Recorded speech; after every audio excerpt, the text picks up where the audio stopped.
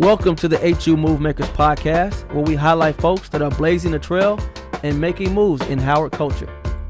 Welcome to the HU Move Maker podcast, where we highlight folks that have contributed to the legacy of Howard University at the highest levels. Today, we got a very special guest. Man, I love highlighting these Chicago people, man. It's like we just come to Howard and we just take over, you know? But today I got a special guest, man. I got a triathlete. Go ahead, girl, with your bad self. Run, bike, and swim.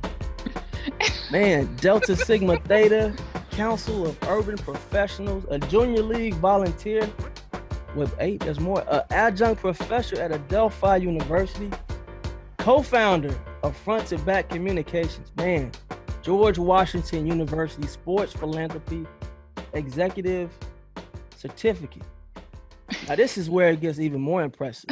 Global Marketing Manager for McDonald's.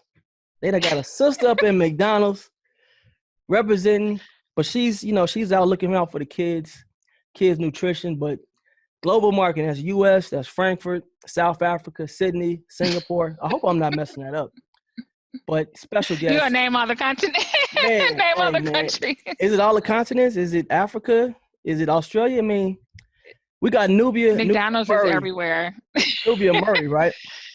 Yes, thank you so much for having me, Josh. It's such an honor to be asked to participate in the podcast, and I'm so excited for you in this new platform. I think no one should do this but you. You are the official Howard ambassador. I think you really carry the torch of truth and service gladly. So congrats, man, on this. Thank you for coming on the show.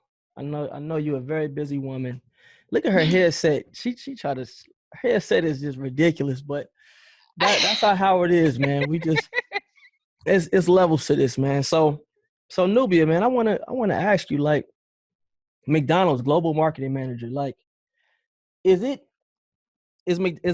the difference between like McDonald's in the US and then in other parts of the world? Now I know it's probably different from like continent to continent, but let's say, because I saw South Africa was one of your responsibilities. So like, what's the difference between McDonald's in the US, McDonald's in South Africa?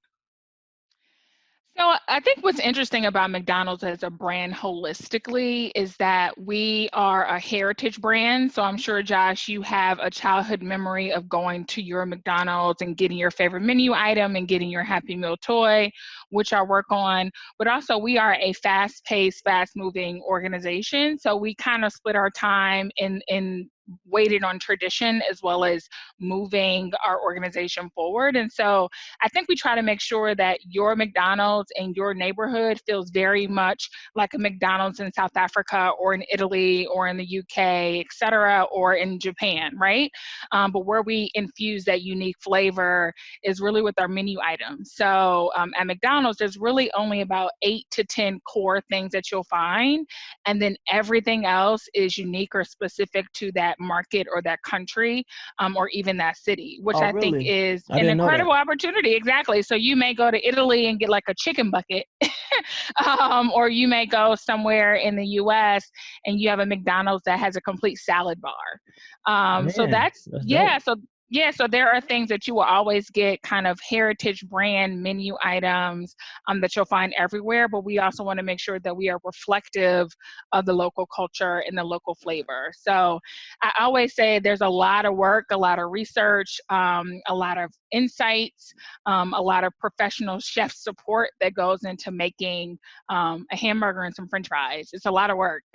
So that's why I got this headset. I'm like constantly on calls from sun up to sundown, especially working in global. So yeah, that's serious. So what are your responsibilities in the company?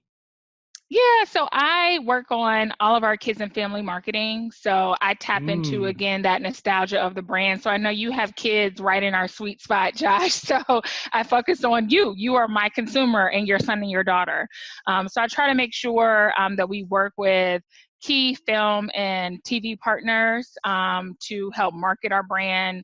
I work on the Happy Meal toy production process. So McDonald's distributes about 100 million toys every 6 weeks within our Happy Meal. So we are the largest global producer of toys. McDonald's is the largest toy company.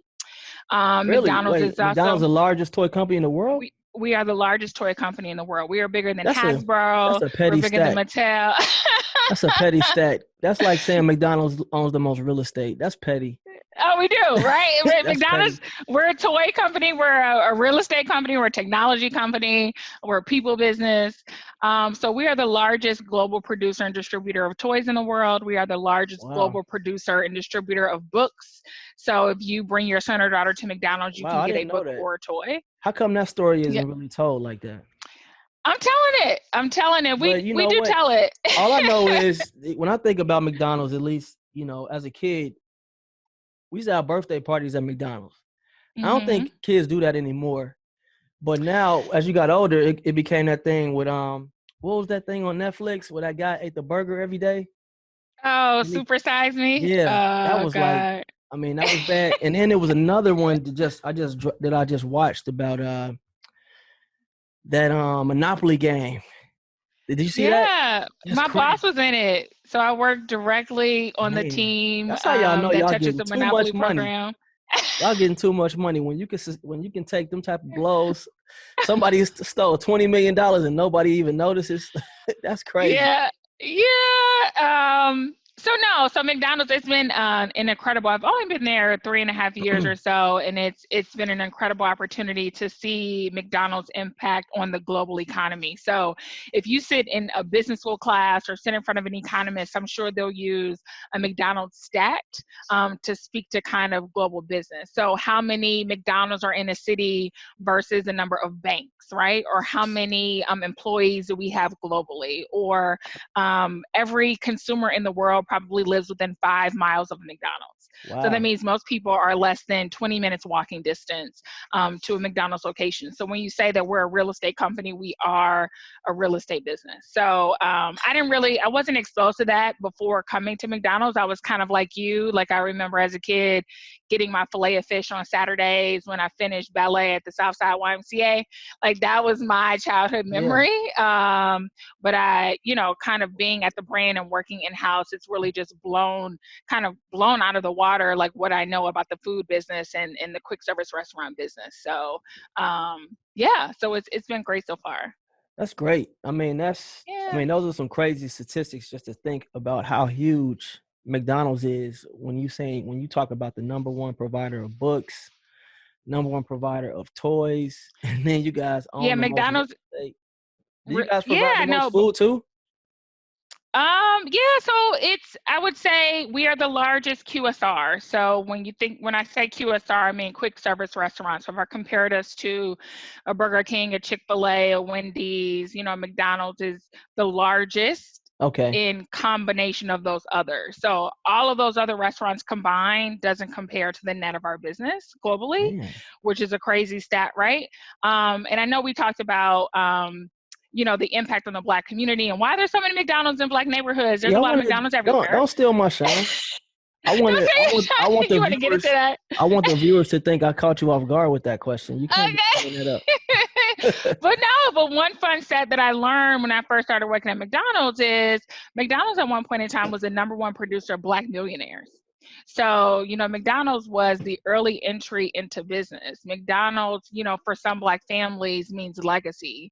So you often can pass, like you're doing, your properties, right? You can pass your McDonald's franchise down to your son or your daughter or your grandson or your granddaughter. So You know what? it's I looked crazy. into becoming a franchisee with McDonald's like 2 years ago, and Mm.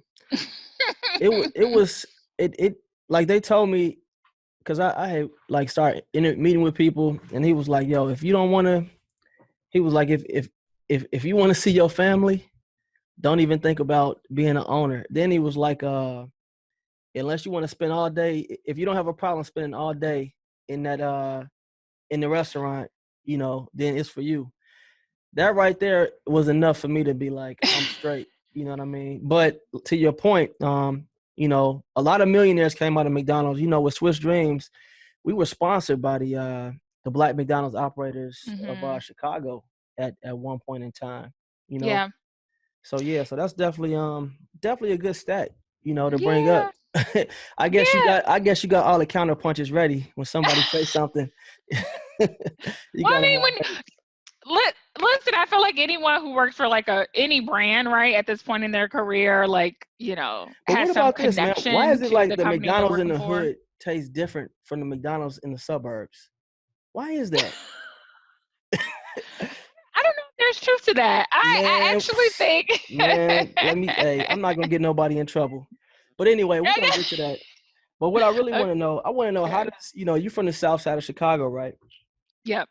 So tell me about your journey from south side Chicago to Howard to being global market manager at McDonald's. Because I really want, young black women, young black men, people that are interested in going to HBCUs, people that's from Chicago to hear your story and really be like, man, that's something that I can do. I want them to be inspired and kind of know your walk. So I know you're a Dolphin, Yeah. right? The Whitney Young Yeah. Dolphin. Yeah. Y'all spoiled, man. So tell me, so you from the south side of Chicago. So I'm Why from the Howard? South Shore. Yeah, I grew up in South Shore. I'm the youngest of 4 kids. And I find, in a fantastic family. My parents, I'd say, and I realize this in hindsight, is that my parents really gave us the opportunity, me and my siblings, to explore all of our skills and talents. So as a kid, I was never really boxed in. I think what I had to really commit to as a kid was being excellent. So if I express an interest in like running track or swimming or biking or playing the viola, or something in the arts or doing ballet at the YMCA, like I really had to see it through. And Mm. so I really appreciate that they pushed me. I grew up in my mother was a 42-year veteran educator at Chicago Public School. The CEO of Chicago Public School now, Janice Jackson, was actually my mother's former student, right? So, Wow. and she mentions my mother every Teacher Appreciation Day as like her inspiration for how Really? she wants to be as an educator. Yes, look it up Damn, on that's Twitter. pretty It is a cool. fact. And so I had this example, right? So for my mother, she was extremely dedicated to the classroom. She really let us know that her students and her children were equally important. That her engagement in her community, her engagement in church, her engagement in sorority was as equally important. And so I think she taught me a great lesson in kind of how to balance, and really how to bring all of your skills and talents to the table, that if someone asks you to do something, they are working with a whole person.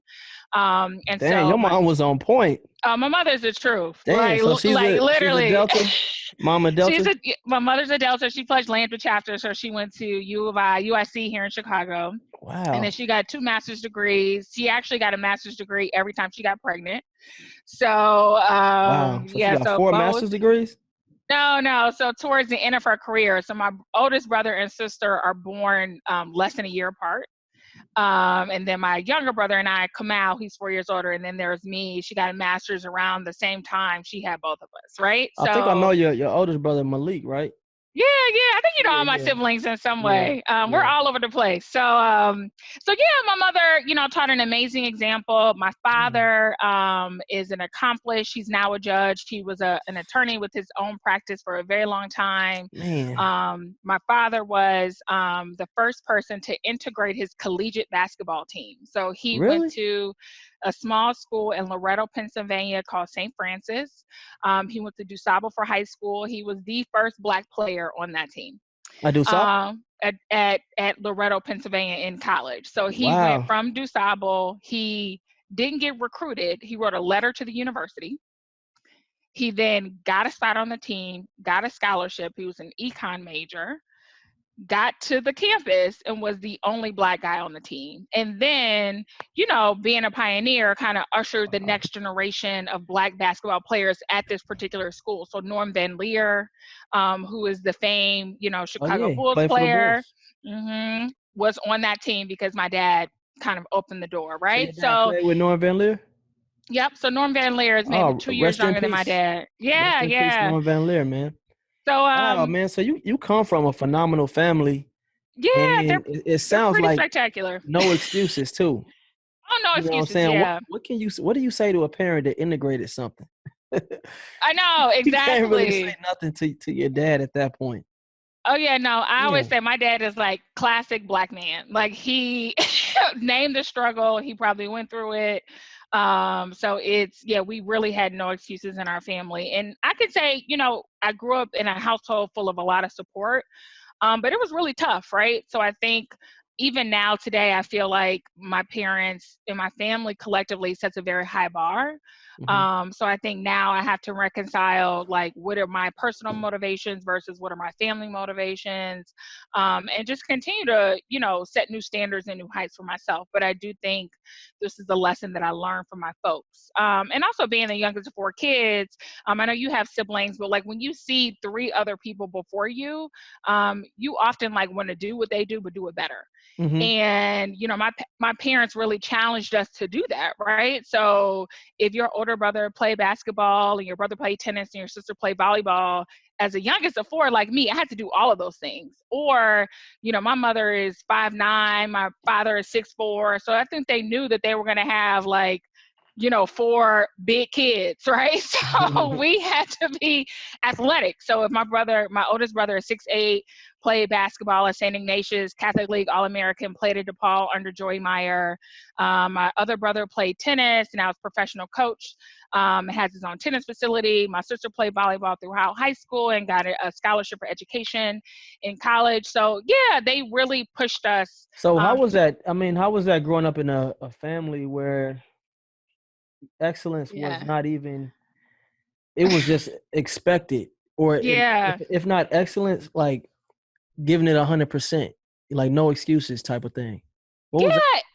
It was tough. I mean, I can't say, my folks aren't warm and fuzzy. And I think they were both first generation college students. My mother grew up over a tavern. So her and her brother and her parents lived in a small apartment over a bar or a pub or a tavern, as they call it, back in the day on the South Side. My father is, first generation college student. He's the only one to have a master's in his family with his law degree. Both of his parents, didn't get education past high school. My grandfather actually worked in the steel mill. So very, blue collar family. Both of my grandmothers were homemakers. And so I just think that they really wanted to make sure that they pushed themselves in order to push their families forward. And I do think they let us know that we had the goods to do whatever we wanted to do. So when you were growing up, were they telling you these stories as you're coming, like, hey? No, so black parents don't do that, right? Okay, so black parents don't like give you the lesson overtly, like they really lead by example. My parents are exactly that. So the fact that my father integrated his collegiate basketball team, I didn't find that out until I was maybe 30 years old. Wow. Right. Okay. And yeah, they just, and I can say the same thing about myself. Like I think it's often hard for me to stop and pause and celebrate something that I've done, because I'm always on to the next thing. I feel like, Josh, you may have a little bit of that too. So I do think they are lead by example, like do as I, they just overtly never came out with some of these things. That's tough though. So how did you wind up at Howard? I mean, you went to Murray, you went to all the black smart kid schools, Murray, Whitney Young. Why Howard? Did anybody in your family go there? No. So Howard was last on my list. I'm going to be quite frank. And so I'll tell you why. So I have a good friend that we both know, so Erin White. So her dad is a Howard alum. Erin and I went to elementary high school together. So her dad definitely encouraged me to apply. And at the time, he was the only Howard alum that I knew directly. Like my older siblings had some friends, but he was like my example. So similar to how you are, Josh, too. You're not setting this up right. He was my example, so that was my last choice. No. So this is why Howard was last on my list. So I knew I wanted to go far. So I was definitely that kid that kind of said, I need to get away from my parents. Like I need to get out of Chicago, go as far as possible. So I am the kid that went the farthest, right? And so when I went to Howard and went on the Black College tour that of course the Deltas put together, the weather at every single HBCU we went to was fantastic. The entire time we were at Howard, it rained. And I literally was like, I was kind of a wavy, weird kid, artistic kid. And I was like, this is a sign. Like, this is an omen. What year is this, by the way? It's probably fall of 2001 Wow. And or so this maybe is, 2000. This is probably 2000. This is yeah, probably fall I was gonna 2000 say, because maybe. that's like 9/11 if it was 2001, you know. No. Um right. You are right. Yes, I was in high school during 9/11. Yeah, I was in high school during 9/11. Oh man, I'm talking to a youngster, y'all. No, Keep going. you're not that much older than me. You're only like 3 years, 2 or 3 years older than me. So, but what I do remember from that visit, it definitely rained the entire time. But what I do remember from that visit is Nakia Scott. So Mm, she's my profile. She's a Delta. them She deltas, crossed. boy. Them Yes. deltas. So she gave a fantastic tour. Really? And Yeah, she she was a gave a campus pal too. So yeah, I know yes. her. She's spectacular. She gave a tour in the rain. And so Wow. I remember, like, the only thing I remember about the tour was Nakia in this Delta jacket Mm, and literally thugging it out with us. It's like college tours, you have to go to the school, you can't switch days, you know what I'm saying? Inclement weather, like you have to do it. And so I thought, oh, okay, this is a bad sign, it's raining, but I really was drawn to her. And then I ended up applying and got a scholarship. This is back when they still wow. had the Hilltop Scholarship. Um, That's how you know you smart, because Howard don't give away no money. That right. My niece Man. just graduated. It was like very hard for her to get money to go to Howard. But so yeah, so I ended up there. It really came down to two schools. So I ran track in high school, and I thought that I wanted to be a student athlete. Like I heavily considered that. And I got a scholarship to UOC, University of You Chicago. was But gonna go to UFC yeah, I was gonna go to over University of Howard? Chicago. You would have hated that. I know. You So would I have was like, hated it's too you would close have to came out home. even weirder. Even weirder. You It man. so it was too close to home. I also thought like I wanted to have the option of being a student athlete. I didn't want it to be required all 4 years. Like I really liked running track, but it wasn't my passion. And so yeah, so those are my kind of top two options, is to stay closer to home or So go you will far see away. what else? What else? What are the other options? So I applied to FAMU. I got into FAM. So when I went down, and again, I was a wavy kid, right? So when I went down to FAMU to see my brother graduate, because he's 4 years older than I am, it was like bloody hot. Like I was like, I can't do the Florida weather. Like me and super high heat. And so this is why I didn't go to FAMU. Like literally, these are the decisions I was Hey, making. those are good. Those are good reasons. I mean, my reasons for coming to Howard totally different from yours, so you don't want to hear mine. Okay. So So don't feel bad.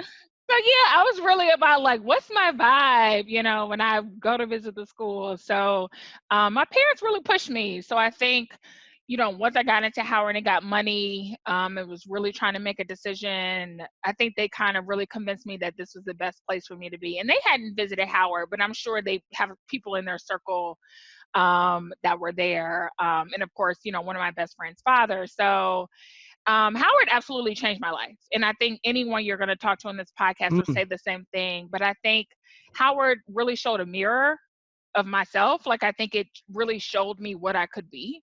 I always say that Howard introduced me to every single type of person of color.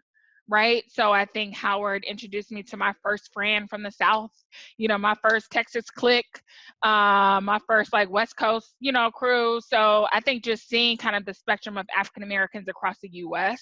I'm from a family, we didn't really travel a lot as a family. We don't have a lot of family that lives out of the state. So I don't think I would have had that experience, otherwise. But I did grow up in a very pro-Black, my name is Nubia, right? My mom's a history teacher. So I grew up in a very pro-Black household. So I do feel like I was very centered in my Blackness, but I do think Howard just really showed me the spectrum of how we show up in the world. And I'm just like ever grateful for that opportunity. And I think fortified me, but also challenged me in a way. mhm. So I think it challenged, my identity. I think it challenged me to really figure out who I was and who I wanted to be in the world. And it taught me to kind of not box myself in, right? So you get to Howard, you kind of click up by your city. But I still am a person, I float, right? So I like to kind of mix with different people and be involved in different circles and not like stay too anchored or tethered to one thing. And I think at Howard, you can run track and be a Delta and be in the honors program in the School of B and be a team leader So in you ran track at yearbook. Howard? Yeah, I did. I ran track my first 2 years at Howard. I didn't know that. So yeah, so I was a jumper. So I did high jump and triple jump. I think when you get to college and you run sports, you realize you're not that good. Really? So how was that? Was that tough? I loved it, and I'm really grateful that I was a student athlete up front. Because I think it taught me the discipline that you need around studying at certain times and staying on your classwork to the point where you have flexibility to travel to meets. So I really appreciated that structure. And I also, I came and walked on the team. So I got an academic scholarship. I wasn't there on a track scholarship. So I had to try out for the team. So I think just pushing myself in that way was a really great experience. And so also the student athletes at Howard, I think you don't meet them otherwise, right? Like you see them, but them having the time to really kind of integrate into different friend circles, I think allowed me to be a track kid or a track student at Howard, or be a Lady Bison for a period of time, but still do a bunch of other things like while I was on campus. So this episode is sponsored by homecoming@howard.com, the #1 homecoming event website for alumni and friends. Created by Howard alumni for alumni and friends. Subscribe now at www.homecoming@howard.com and never miss an update. Like, do you remember what the energy was like when you got to Howard? Yeah. So I remember, so here's the thing about my parents. So again, I grew up in a very tough crowd. I think my parents dropped me off and maybe left the next day. Like they didn't stay. You know how some parents like stay the entire weekend. Well, you was the fourth one though. I know, they were over it. You know what I'm saying? You was the fourth one. If you were the first one, I'd be like, damn. But they probably was happy to just be like, get on with it, Right. They were true empty nesters when I left. So I lived in the annex, thank God. I remember, I'm trying to think who pinned me. I can't remember. I think it was Aaron's dad. I think he pinned me during the pinning ceremony, which is nice. And her parents are lovely. So they stayed the entire weekend. But yeah, my parents really moved me in. They stayed one night. And they were like, let us know what you need. And they stayed long enough to get me a cell phone. I didn't have a cell phone until I got to DC. Wow. So my parents were that strict. I didn't have a driver's license until the day before I left to go to school. For you, I'm thinking, were you a standout in high school? Was I a standout? I think I did the normal high school thing. So again, I was extremely artistic in high school. Extremely, like I took AP art. Like who does that? I was in AXO when I was in high school, so I was an AXO scholar. I did the normal things like ran track, ran for student government. I swam. I was a lifeguard in high school. That's a standout. But you know what? I don't think I would. Maybe standout, but I don't think I was like, and I wouldn't describe myself as this now, like the typical popular kid. Like I was. Again, I'm a little bit of a shapeshifter. So, I'm not homecoming queen or anything like that. But I do think that, I find a way to rise in whatever situation that I'm in. So grades were good, right? Yeah. I think I had like maybe a low A average, high B average. That's crazy. See, I had like a high C, low, whatever, But anyway. So my mother's a teacher. I can't come in the house with bad grades when my mother's a teacher. I don't even know. My mom didn't even know it was time for me to go to college.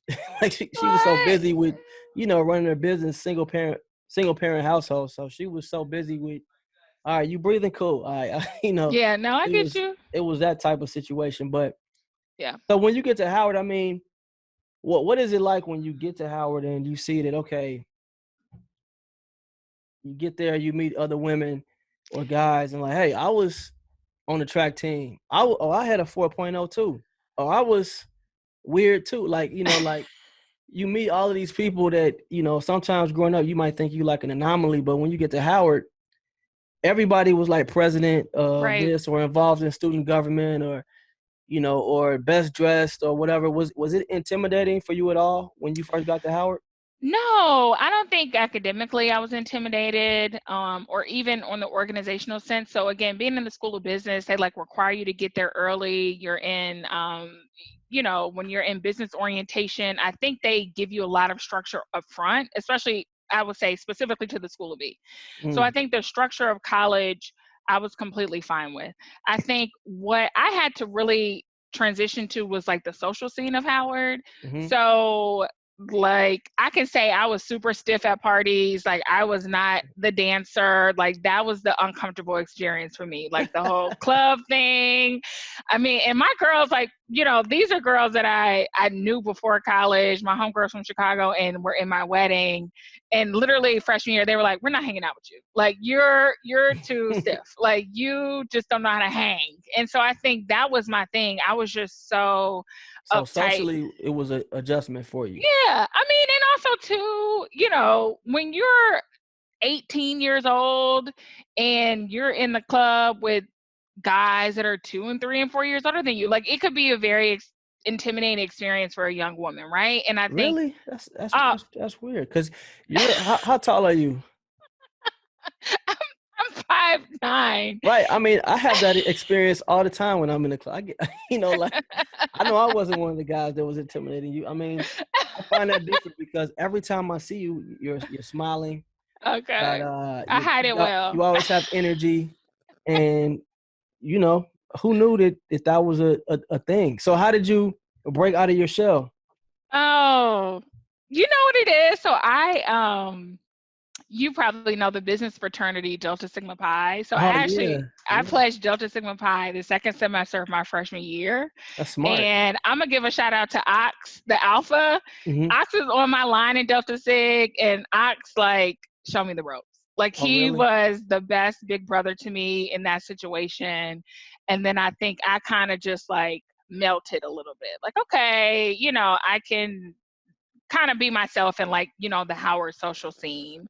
But it was tough for a minute. I was like, I'm just gonna go to school and go to class and go home, right? And So at so this I'm not. point, are you still having a long distance relationship at this point? I was, so that's probably it too. Like I was Oh, still dating.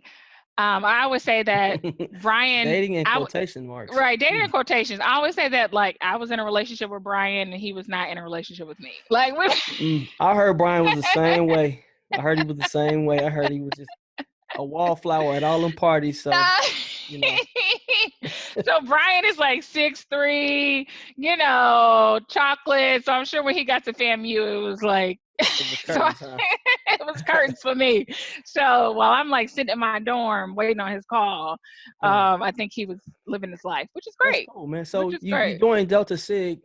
So and as you know, everything at Howard has a process. Not just the Yes. fraternities. Every organization you join, you're gonna pledge, you're gonna learn about who came before you, who came after you.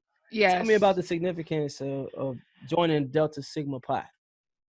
So it's interesting. I mean, you wouldn't think of business fraternity as a process, but I mean, at least back then, I can't speak to now, but I mean, I felt like I was online for Delta Sig for the entire semester. I think Hmm. it also too taught me how much time I actually had.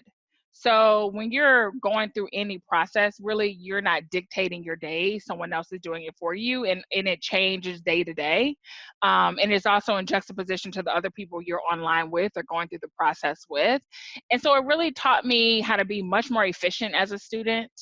It taught me like how I could get my work done in like the most tired state, which I think was just really beneficial. Like the highest GPA I had was, every semester that I pledged. So I Wow. pledged twice when I was at Howard, Delta Sigma Pi and then Delta Sigma Theta. And so I think it just made me so efficient and crisp and clear with like what I had to do when I was on campus. So I'm really thankful for those experiences because even now, I feel like in a professional sense, I think I can outwork most people. Really? Oh You yeah. actually feel that way? Oh yeah. Wow. That's Um, cocky. I like that. no, but I I just like think, that. That's interesting, man. I feel the same way. But I'm more of a person. I can only work hard at things I enjoy. It's mhm. hard for me to just work as something, that's why for me, I struggled in corporate America. It just wasn't a place for me. Hmm. But that's interesting that you say how you can just outwork people like that. What made you have the audacity to say I'm gonna be a Delta? I know your What? mom is a Delta, but Well, like, I don't. What's it? See, sorority life isn't social, right? I think. but you have to be social to meet the people that want to accept you in the organization, don't you? I think you need to know how to navigate political waters. I don't think Okay, that's well, always let's talk being about that. social. Let's talk about that. I'm coming in, Howard, and Yeah. especially for those that like me, my I didn't have ain't no Greeks in my family, period. Hmm. You know what I'm saying? So Yeah. any mention of that was like, that's a waste of time, or you're not there for that, you know. Hmm. But then you get older, you realize like, damn, being Greek is a really smart decision to make as a kid if it works out for you. Yeah. I mean, tell me how you're able to navigate that, because at Howard, it's intimidating. It's one thing to be intimidated on a yard. I feel like when you're a woman at Howard trying to make line to Yeah. be in a sorority, especially AK or Delta, because that's what most girls gravitate towards. Right. That's a lot of pressure, man. Like, Yeah. So here. how do you do that? Yeah, so here's the thing about my mom. So my mother is a soror. She this year marks her 50th year in Delta. So my mother has been a Delta for 50 years, right? Mm. And so so I had an incredible example again of a professional woman, well educated, but also a constant contributor to the organization. So my mother is not a wear letters and be social. Right. So that's not the example that I Oh, had when it came name to names. Delta. Name names. No, I mean, however you define your sorority life or your identity within the organization is fine. Mm-hmm. And I think we have members that, can fit into every role. But I'm just saying, the example that my mother gave me, like, you knew she was a Delta if she was in red or not. Wow. And I think that was my thing at Howard. Like, I wasn't a big Nelia wearing Delta.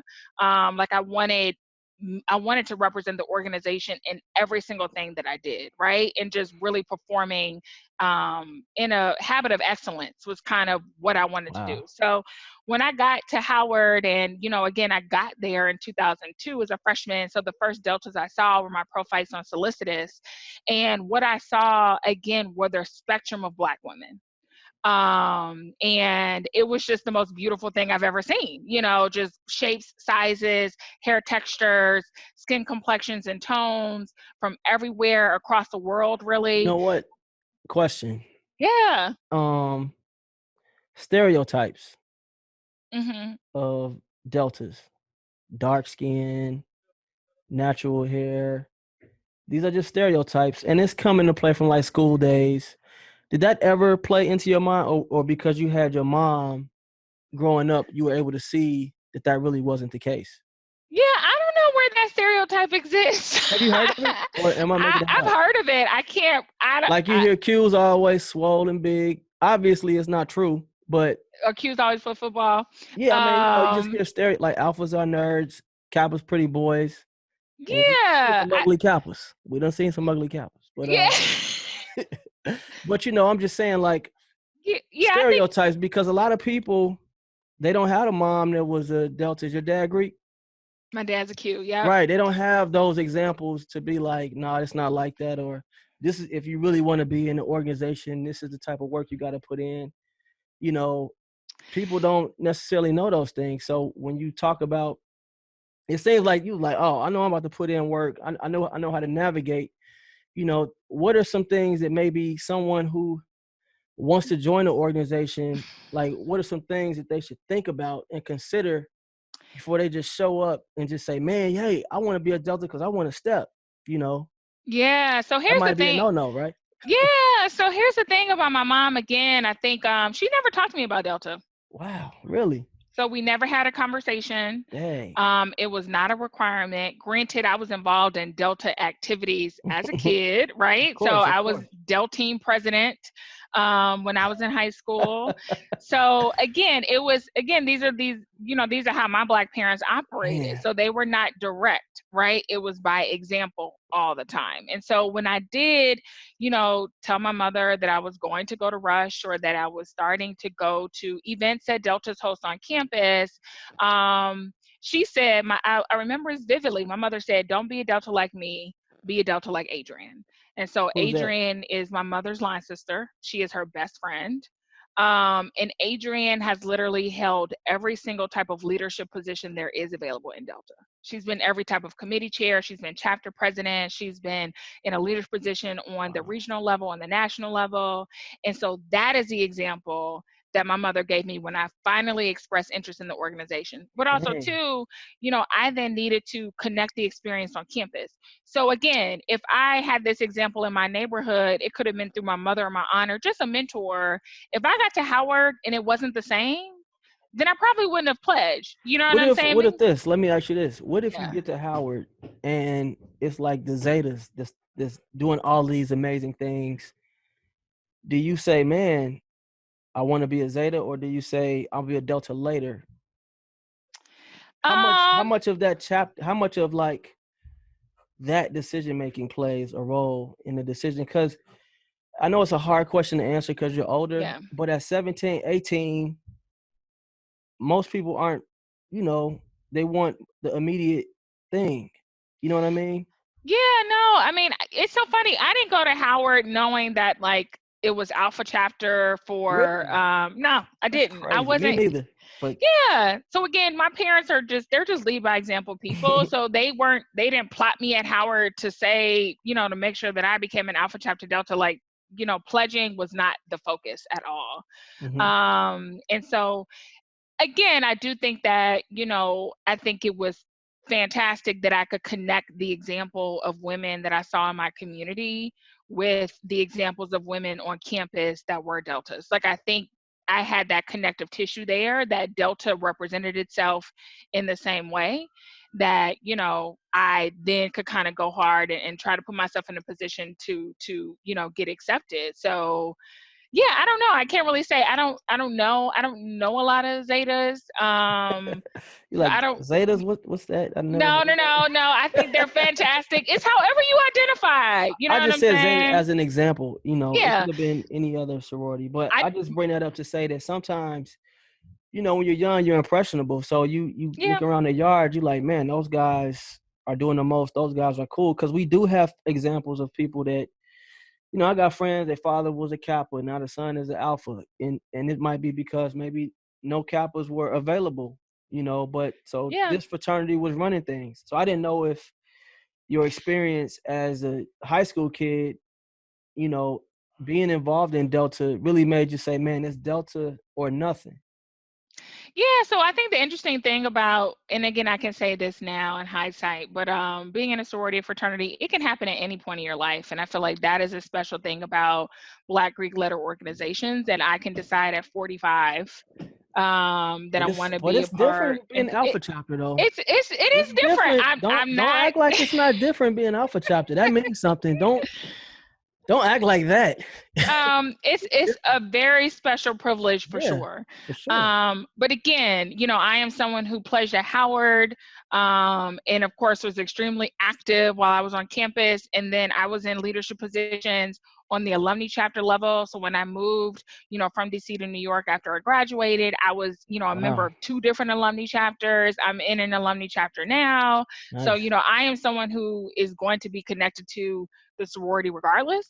I like that, Um, Nubia. I like yeah, that. I like that because some people, they get in and they, that money commitment, that work commitment, that time commitment, life happens to some folks. It's hard yeah, to stay involved. yeah. So what about when you cross? I mean, what was that like? Because when, seeing all them beautiful women on campus, I remember the first time I saw a crossing or a probate show. I mean, I couldn't imagine being a part of something like that. Like, what was that like? You know, now you know Yeah, the history of the organization. You got all these women supporting you. You got these line sisters. You got the support of, your, frats and other sororities. Like, what is your friends, Chicago? yeah. What is that like? I mean, it was special. I think it's like your Beyonce moment, right? It's all eyes are on you.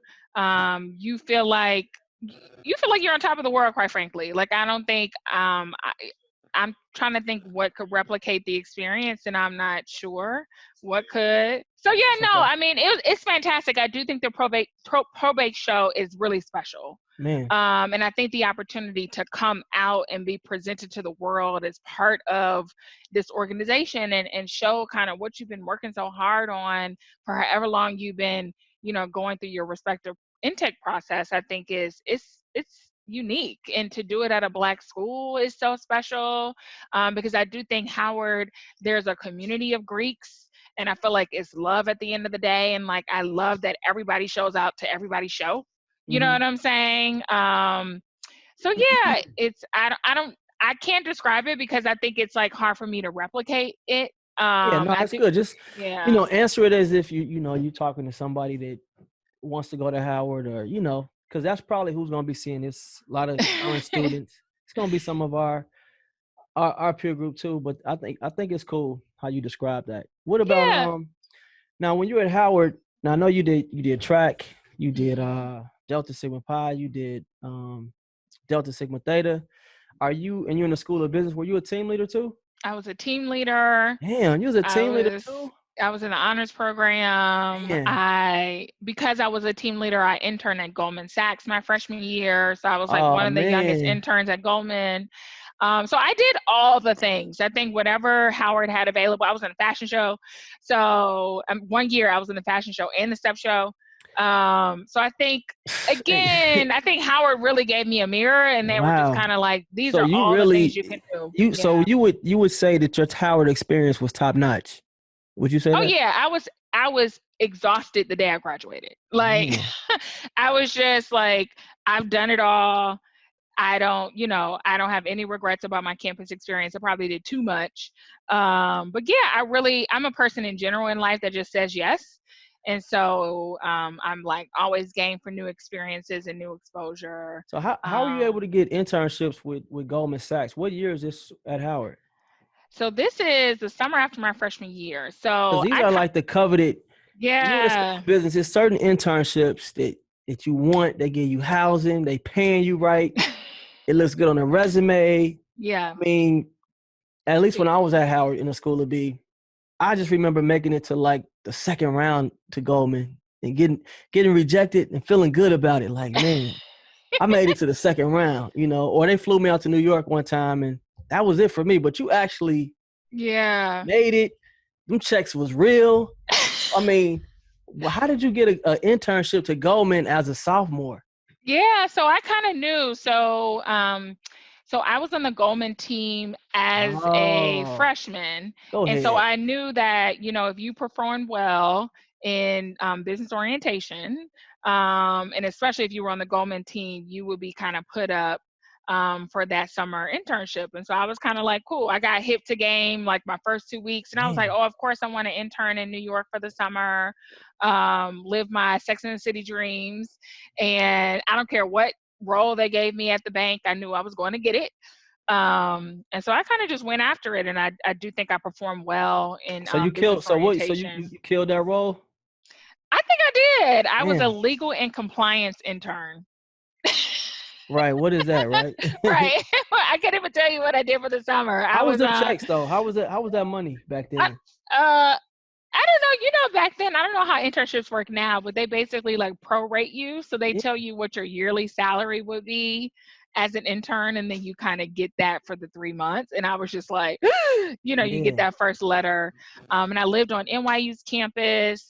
Man, it was Um, lit. It was I lit, had a wasn't it? I had a fantastic experience in New York, and so that kind of solidified me that I wanted to live in New York after school. And so I just did everything that I could do to get there. So then the following summer, so the summer after my sophomore year, I was a Bank One UNCF scholar.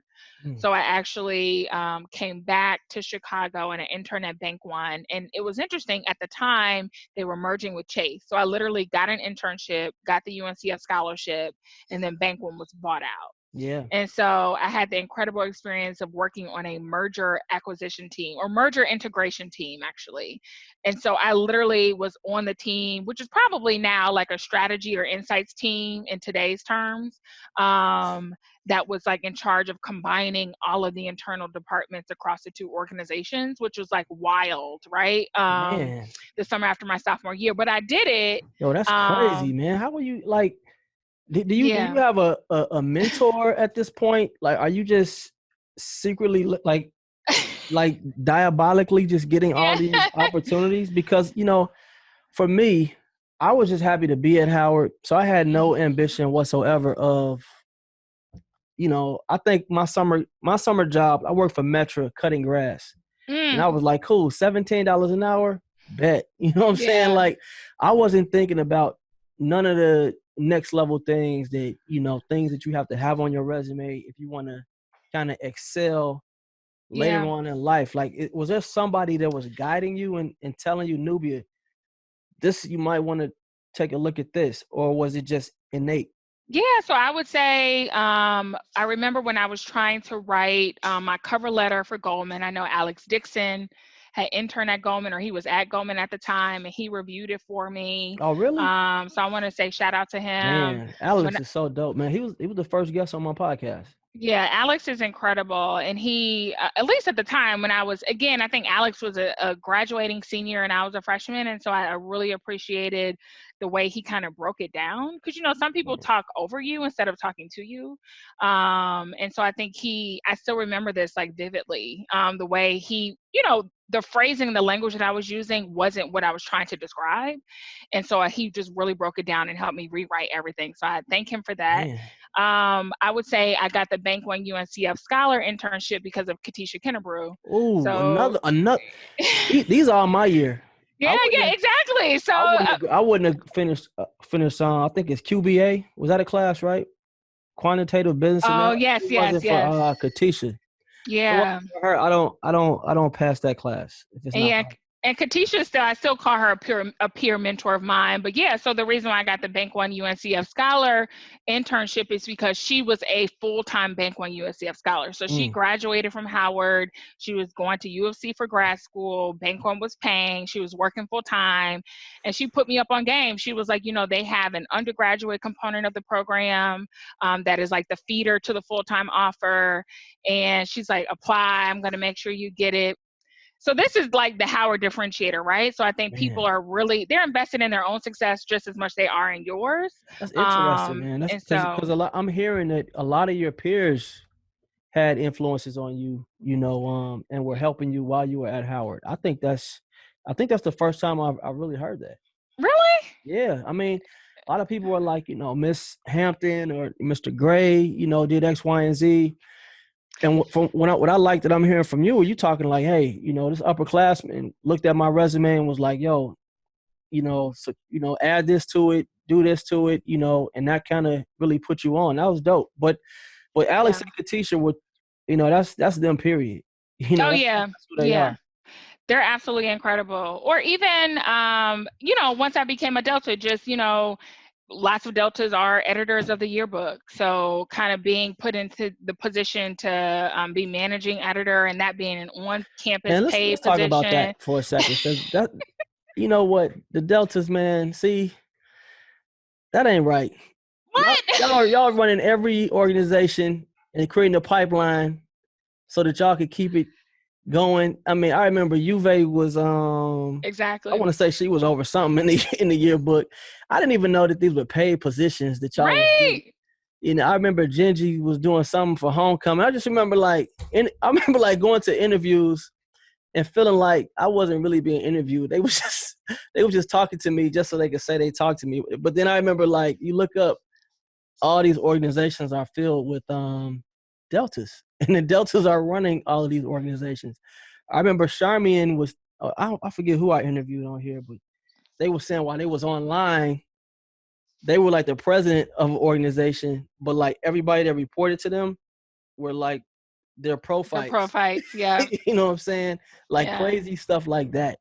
Yeah. I think that people need to know that, like you said, how to navigate politically, like how a lot of these organizations work. And then my first job, out of college was with Harriet Cole, who's another Howard alum, working for her company. And I got that job from Amber Ife and Paris Pickett. So again, these are my two pro fights, So right? what's Harriet Cole? What's that?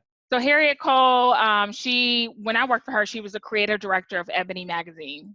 Okay. So fantastic position, a well-known woman, Black woman in the publishing industry. She used to be editor-in-chief at Essence at one point in her career. But I knew I wanted a unique opportunity in New York.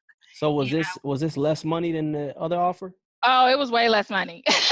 Wow. It Wow. So was way you less money, but I don't think I was focused on that at the time. I think I just wanted to be in New York, and I wanted to um, just really have a unique experience. I don't think I was really focused on corporate America like right when I got out of school, because I had the Goldman internship. I worked at Bank One, had the Bank One internship, and I think I wanted something different. And then I worked for Harriet for 2 years. She's still a mentor of mine. And then I made my transition back to JPMorgan, because I said, I've had this outside experience. Now I can go into JPMorgan and better leverage the opportunity. And then the way I got back to JP was through Katisha. So she was working in the JP Morgan Chase Foundation. She said, you know what, there's a girl leaving who has your similar skill set, a very strong arts background. You'll be working on a lot of arts and culture grant making. Brought me into the JP Foundation. And I stayed at JP Morgan 8.5 years. So, Man, that's a long time. Was there ever a moment that you experienced doubt or maybe failure? So I think I'm kind of a person that uses fear as my motivator. I think if I'm scared about something, it often is a trigger to do it. Does that make sense? So I Absolutely. know, Yeah, for sure. I think if I'm unsteady or uneasy, it's probably because I'm on like the precipice of a new learning opportunity, or I'm putting myself in a position to move forward, right? So I try to make sure that I don't get too comfortable. So yeah, so kind of, moving to New York, I only made $820 every 2 weeks. So I knew that I had to find an apartment that cost $800, right? So I was like, wherever, I feel safe, I feel like I can get to the train, and then it's in a decent neighborhood and it's within this price point, then I'm gonna thug it out and do that. So right now you're global Global marketing manager. global dealer of hope. Oh Lord. Oh Lord. Global market man. I mean, is that just looking at that title, Uh-huh. you know what I'm saying? Do you as a kid growing up and going to McDonald's on 63rd and Stony, Right. you know what I'm saying? I mean, do you ever pull up to McDonald's, like random McDonald's, and stunt like, yo, you pull out your badge? You know what? I don't. Like, what does that feel like to be? I don't know. What are the perks of being global market? Are there some inside things like, can you just pull up to any McDonald's and like get to the front of the line, Get free food? VIP? No. Like, can't do that. So here's the thing. What I like about working in large organizations, and I know you talked about working in corporate America, but what I like about working in large organizations is they have the resources to impact communities at scale. And I really try to make sure that I am in some type of role, or maybe I'm navigating to an additional leadership position in the company, to leverage that power, right? Wow. So, at JP Morgan, Uwe tapped me on the shoulder and said, can you be on the advisory board of the marketing department? Absolutely. Like, can I help build a pipeline for more Howard students, to work at JP Morgan? Or can I ensure that I'm supporting HBCU students that are coming to this organization? Can I put them up on game, and maybe not the game that I got initially, to make sure that they are successful in this structure? So that is like always my goal.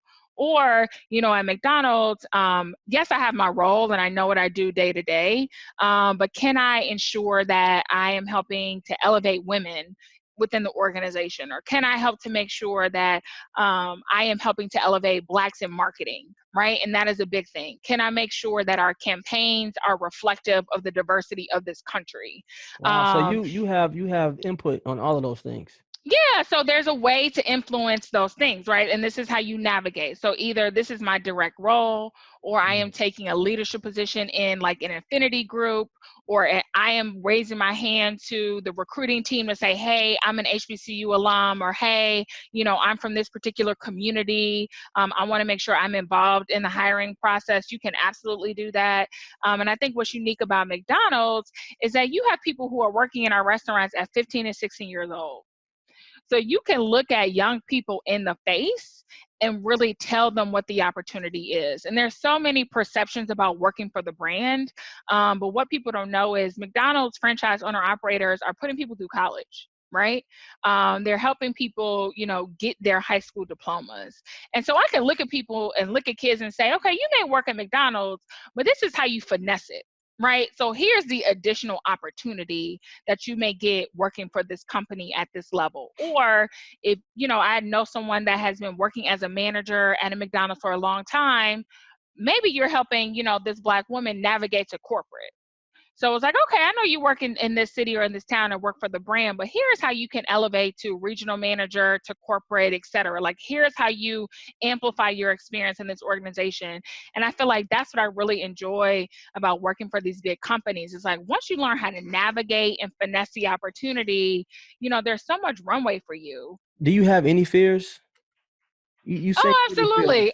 I don't let fear stop me. I have fears all the time. I think, our economy now, I think everyone has a lot of fears. I think what's interesting about working, for McDonald's is we're considered an essential business.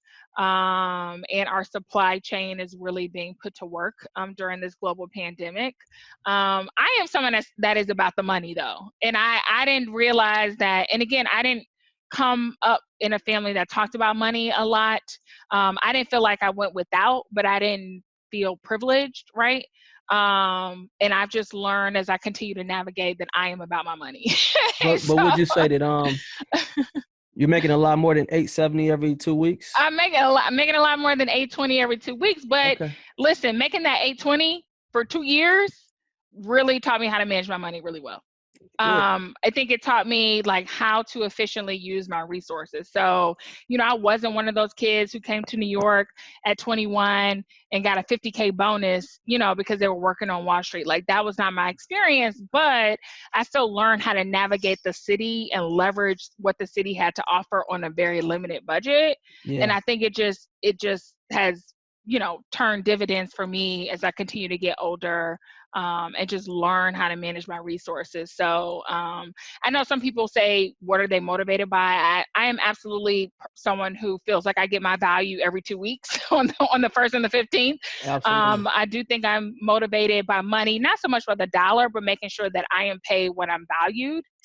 So that is always my goal. So I am always, someone taking stock and looking at who's next to me, what titles they have, if I can find out kind of where I rate in terms of pay, just making sure there's pay equity. That is absolutely, something that's front of mind for me. In corporate America, how do you find out like that Jim or Jill next to you is getting paid more? Like, how would you even know? So I think it's something that Black people in corporate America don't talk enough about. Mm-hmm. I would say that other people are talking to each other. Oh, they are? But we do not talk to each other. I think we have an unnecessary sensitivity when it comes to money. I think we liken it to like a perception about ourselves instead of looking at it as a resource. Like, money is just a tool, right? And I think once you start having conversations and befriend certain people, then you can just ask them overt questions. Wow. Or you can, go to HR and just find out. In some companies, it's called your pay band. Am I at the top, middle, or low end of my pay band?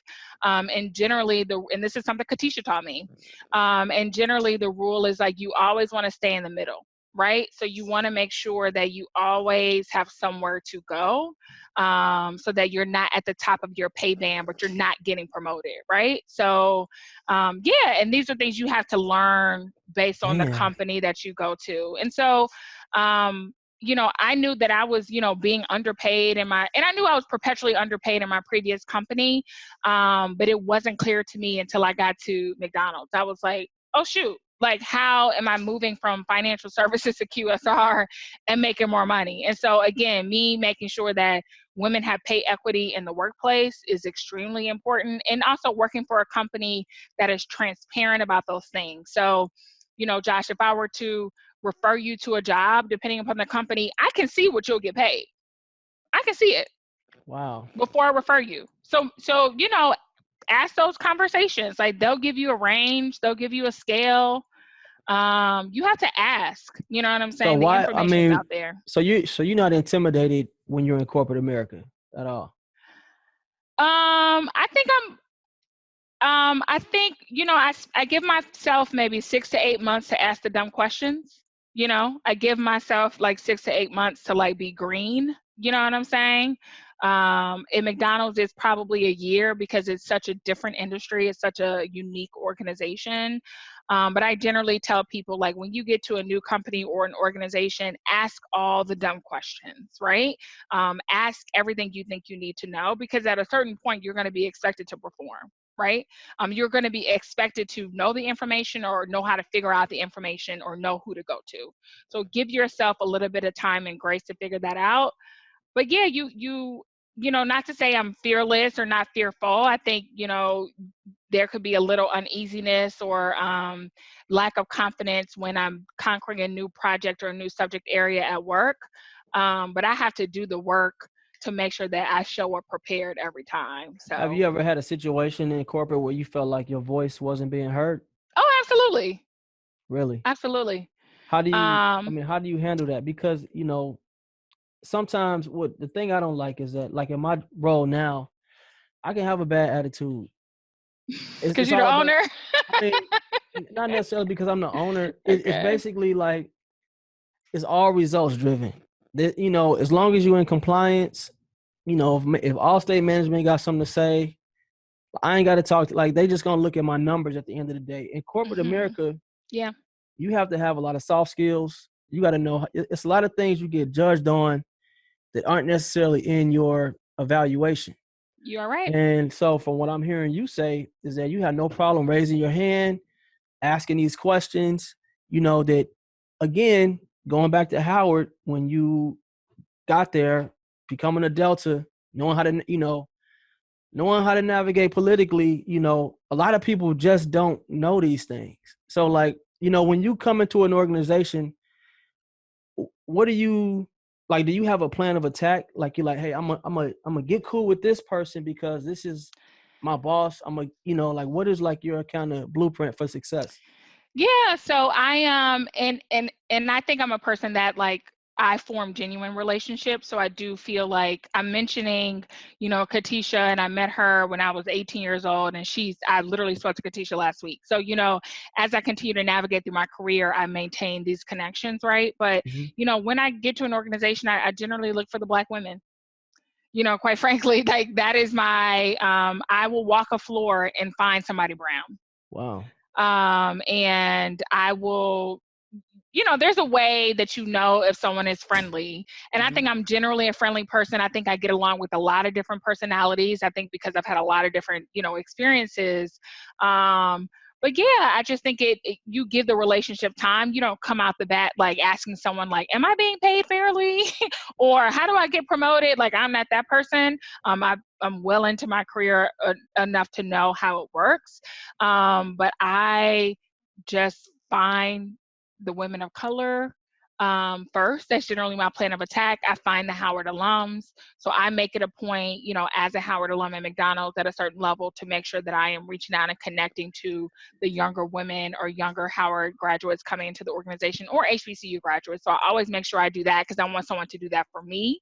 I am a person who's not shy about telling the world that I am transitioning. You know what I'm saying? So, like, when I'm looking for an opportunity or I've secured an opportunity, like, I'm happy to send an email to folks and say, hey, I got this new gig. Let me know if you know anybody. The reason why I'm at McDonald's is because of another Black woman, because of my mentor that I carried over from when I worked in sports. And I just maintained a very genuine relationship, and she's been a huge advocate for me. So I continue to leverage those partnerships and just ask the questions, right? Again, so I make sure that I'm not being blindsided. And then I make sure that those exchanges are reciprocal. So, I am not someone that hoards information. I'm extremely transparent.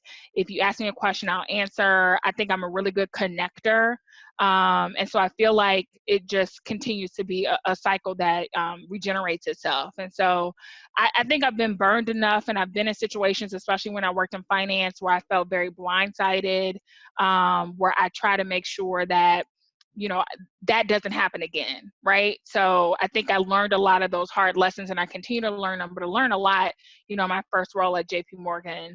And I think, where I am now, I feel like I kind of know how it works. So That's cool. I yeah. like that. I'm glad to hear it. I mean, this episode is sponsored by homecoming@howard.com, the #1 homecoming event website for alumni and friends. Created by Howard alumni for alumni and friends. Subscribe now at www.homecoming@howard.com and never miss an update. What about like white mentors?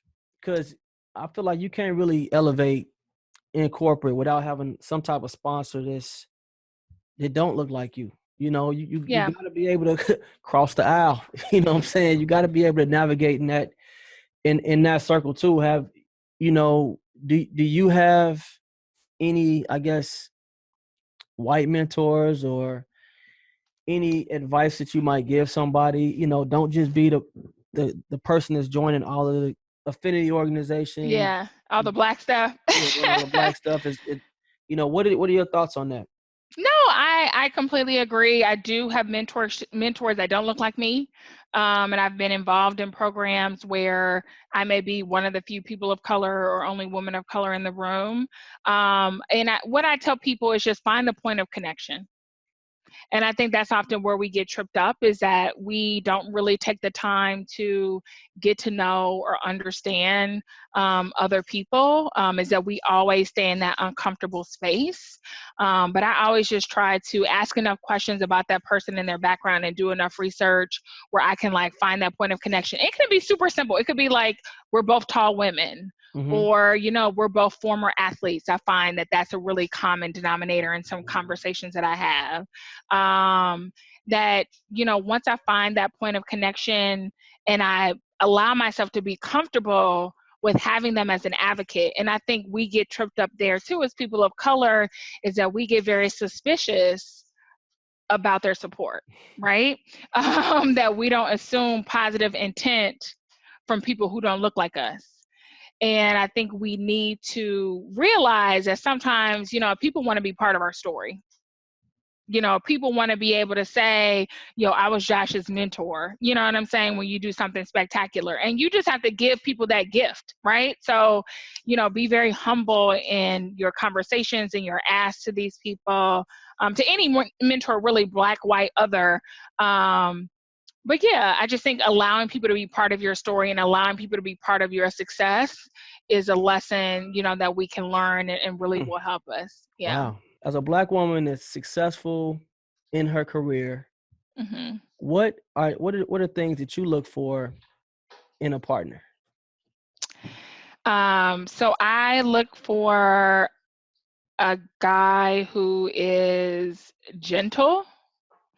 So I look for a guy who is not really into gender roles. So we both have the same skills and capabilities. And again, I grew up in my parents had a very non-traditional marriage, especially given their age. I think they had very non-traditional gender roles. And so that's kind of my example. I do like to be with someone, my husband, who really values family. And we value family in very different ways, but I do think that we are very focused on contributing and supporting our families. I do like someone who has some type of spiritual or moral compass. So whatever your higher power is, that you feel like you're answering to something. I do, and what's interesting is that I am a person who likes someone who is interested in something. So I like people who are passionate. So whatever your passion is, I am drawn to very high energy. So not a guy who's like bouncing off the walls necessarily, like that's not my vibe, right? But I am, I like people who are like interested or passionate about something. So my husband is a research and development chef. And just for example, when he cooks, I can literally see passion in his eyes. And so like however you define that, like that is something that I'm like really laser focused on. And that's true of all my friends. I think my friends have like very specific passions, and they're very intense emotion around something. And that's really like our energy that we feed off on with one another, whether it be music or law or art or what have you. Like they are excellent in something. Yeah, I don't know. I just think, and I like the opposite of me. So if I feel like if you know me, then there's an opposite energy that is like what I gravitate towards. So what advice do you have for that Nubia that's coming into Howard? Yeah. Who's the weirdo? Who's, it rained on their first day visiting Howard, so the vibes and the energy was it just threw everything off, But what advice you have this person that wants to succeed, wants to have a great time at Howard, wants to feel whole and wants to experience life and, achieve some of the things that you've been able to do? What advice do you have for them? Yeah, and what's interesting is I actually have a niece who graduated a few weeks ago. And so I can kind of think back to the conversation that I had with her, 4 years ago is, Howard is definitely a school that's all about legacy. But I think what's interesting is that Howard gives you the runway to really define your time there. There's so many things to do. There's so many people to meet. There's so many things to explore. And I just tell people and young students to really give all of your skills and talents to the university. I think college is like the best breeding ground to really figure out what you're good at, what you're passionate at, and how you can contribute to the world. And I think Howard is like the safest place. You're like in a little petri dish, you're in a bubble. And I think that is like, Howard is the safest place. There's a soft landing. Sometimes we learn some very hard lessons with a very hard landing. Howard is a soft landing by and large. And so really give yourself the runway to do something that you're interested in. So if there's a club or organization that you want to learn about, go to the meeting. If there is a class that you want to take that fits within the curriculum, do that. If you want to switch your major, do that. If you want to kick it, do it. I just think college is really just the atmosphere for you to do everything you want to do. But I also think that you have to be focused on the bigger picture. So kind of what is the skill set that you're learning? How do you feel like this is contributing to you as a person? I just think college is great. I recommend that all students go away.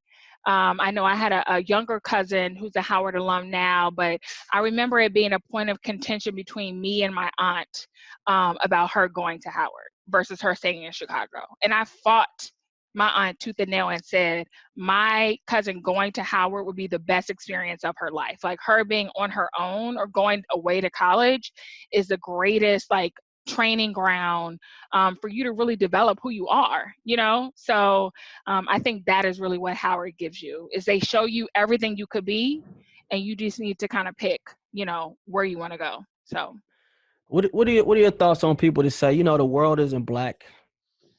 Why go to a black school? Why go to a school that doesn't have the resources? Ain't no AC in the dorms. They got AC in the dorms. The dorms have been renovated. I'll tell you that. They do have AC. You know what I mean? I mean, is there credibility to that? Or credence to that? I think most of the people who say this are people who didn't go to black schools. I don't think I've ever met someone that comes out of an HBCU and says, I regretted my HBCU experience. I've never met someone like that. And I don't think I've heard someone coming from an HBCU that says the world isn't black. Because you know what's black? Our support systems, our communities, our families, like the people who we contribute to and we support every day are traditionally people of color. And I think we are in a political climate now it is like shown us that we are our best advocates. And so how do we leverage our college experience to get all the skills and talents, to get the best jobs and opportunities, to then come back and contribute to our communities, right? And I think that is what I would say, is that my network is multicultural, but like when I am in a bind, my first call is to a Howard alum. My first call is to a line sister, right? My first call is to someone from my Southside neighborhood. And that has been through, when I was 21 to now, right? At the different points in my career. So I do think that HBCUs provide a beautiful experience, again, a really soft landing to kind of learn some hard lessons about yourself and about your community and about your world. And yeah, I think my ecosystem is multicultural, but at the end of the day, I'm a Black woman and I live in a Black world, right? I move through white spaces, but I'm in a Black world, That's deep. That's deep right there. I might have to steal that one. That was deep. That was deep, man. Yeah. What about legacy, man? 100 years from now, we heard the story of Judge Murray. I know.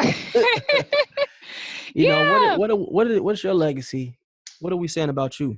I'm working on that. I think, again, I've had some great examples in my immediate family about how to contribute to community at scale. So I talked about my brother earlier, who has a tennis facility on the south side of Chicago.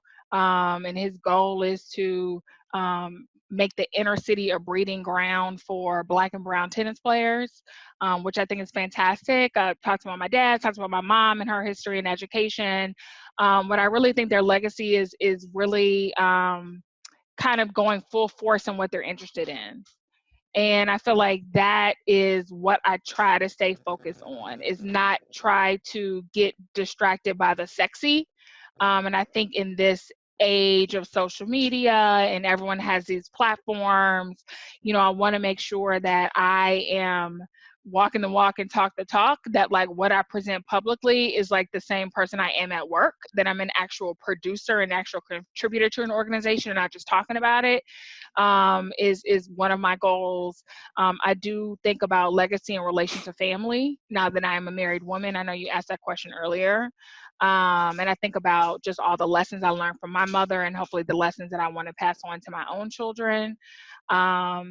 And I want to make sure that, at least for me, I live my life every day. I do think that Black parents, at least my parents, waited into the sunset of their lives to do certain things because they were sacrificing so much up front. But what I've realized is like life is to be lived every day, that we do not get time back. So, if I want to work for a certain company, or I want to start an entrepreneurial venture, or I want to work with a nonprofit, then I need to do it. So I'm really trying to make sure that I am like expending my energy in the right direction, that aligns with, my passion and my skill set and how I think I can contribute, and really just focus on those things. So. Wow. That is amazing. I see entrepreneurship in your future. You do? I see it. And I need to make money though. I see, hey, that's the thing about entrepreneurship. It's a crawl. Yeah. It's a crawl before you walk game for sure. But the position that you're in with your experience, you could buy a business, and just turnkey and kind of make it crack. You know what I'm saying? Mm-hmm. But yeah, hey Nubia, thanks for coming on the show. Like, what's a good way for people to I'm on the internet. I'm out there. So on social, I'm at Nubia Shine. So Shine is my line name. I think it was very fitting. So I'm NUBIASHINES.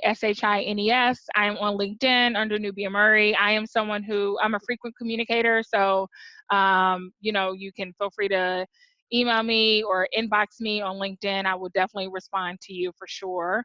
Or you can email me. My email is out there. DM me. I'm out there. I'm pretty accessible. I try to make sure that I, remain accessible, because I'm just a regular person going to work every day like you. So man, with a couple more zeros. No. Anyway, so right now we're gonna do a little bit of Jeopardy. Oh All my right. God, there's We'll do more? no Okay. Howard Jeopardy. It's gonna be quick. Don't worry. Oh God. Howard Jeopardy, and then we're gonna do some rapid fire. So Howard Jeopardy, I think that you'll do good at this. Oh 'Cause God. you love our fine institution. So first question, what year was Howard founded? 1867. Oh man, look at you. Go ahead, girl. What's the Howard motto? Um, You said it earlier. Truth and service. Yeah, I There was you trying to go. do the Italian. I couldn't pronounce it, but yes, Oh, you was truth and trying to service. you was trying to spit some bars. Okay.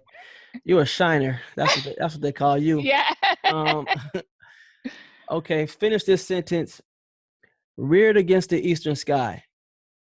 On Hilltop High?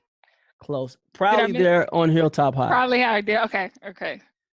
Who was Howard named after? General Otis Howard.